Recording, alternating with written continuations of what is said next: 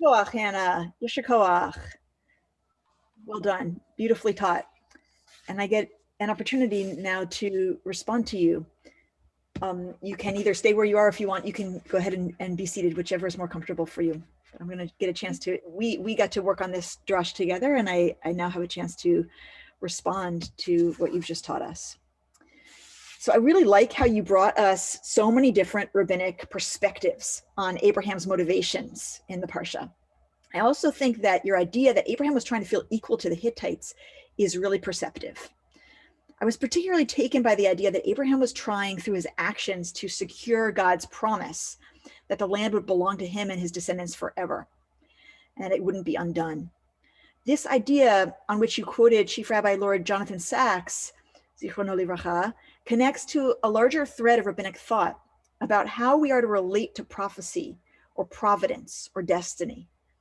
As Rabbi Lord Sacks attests, Abraham was promised the land for his descendants for all time, but at the moment, he's 137 years old.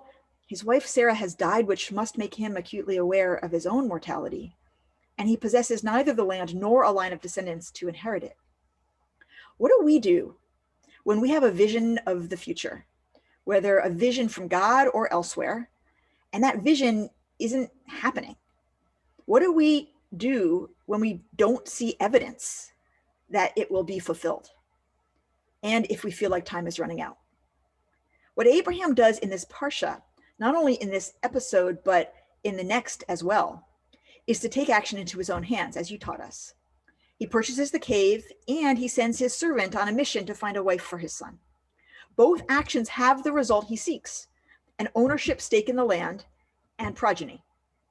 Nechemta Leibowitz says, quote, "Our ancestors did not regard prophecy as freeing them from action, absolving them of responsibility for their destiny. On the contrary, they accepted the promise of God as obliging them to work and strive to the best of their ability and understanding towards its fulfillment.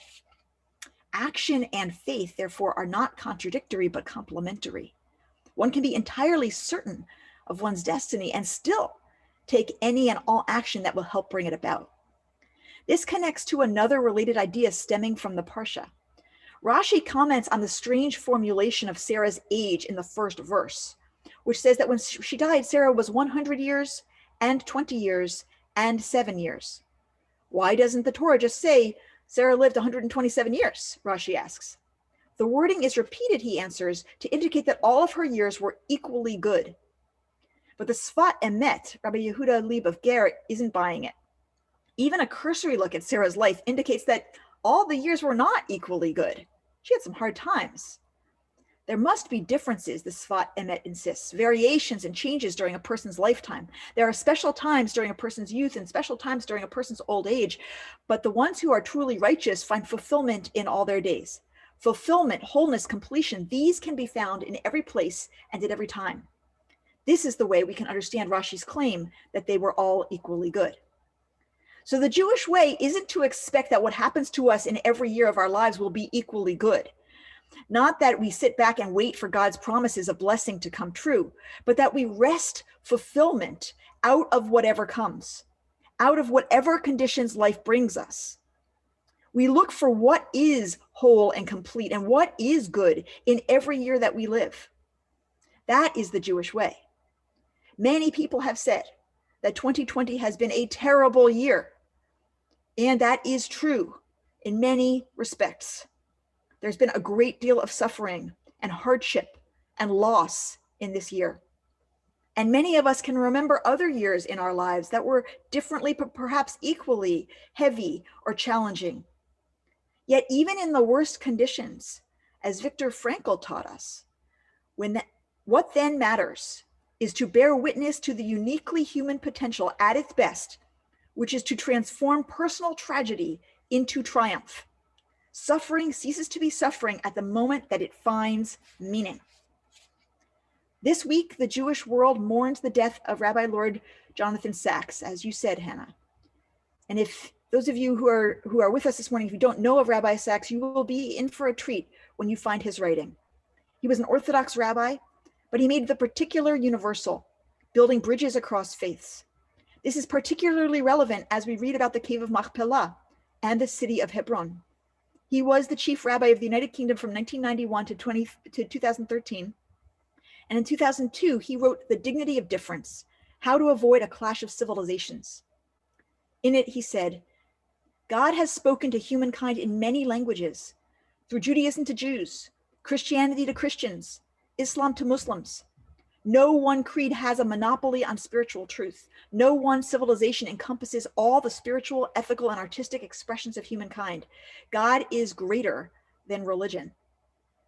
But perhaps more relevant and important to our topic this morning and to what's happening in our country, Rabbi Sacks again and again wrote of the human responsibility to make meaning of our lives, no matter what is happening around us, and to do so in particular to contribute by contributing ourselves to making our world more whole.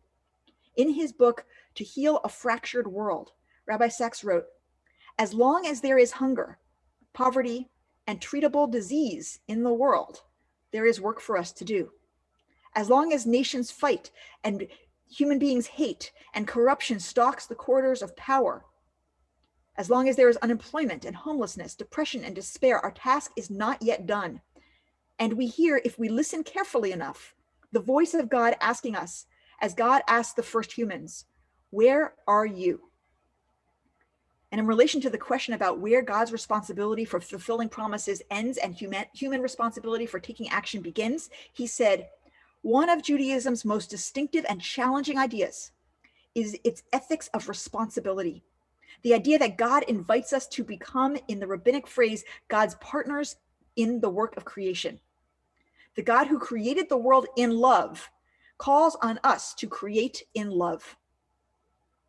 The God who gave us the gift of freedom asks us to use it to honor and enhance the freedom of others.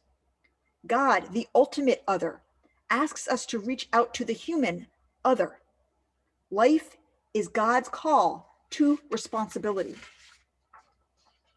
Part of our role as Jews is to make a difference, he continues, to mend the fractures of the world one day at a time, an act at a time, for as long as it takes to make it a place of justice and compassion, where the lonely are not alone, the poor not without help, where the cry of the vulnerable is heeded and those who are wronged are heard.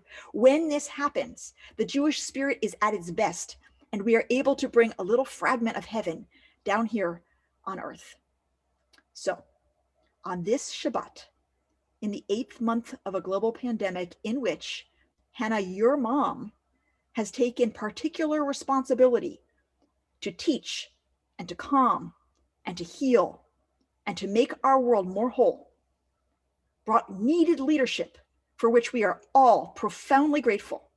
We pray that each of us will be inspired to find our contribution as Rabbi Sacks urges us to do.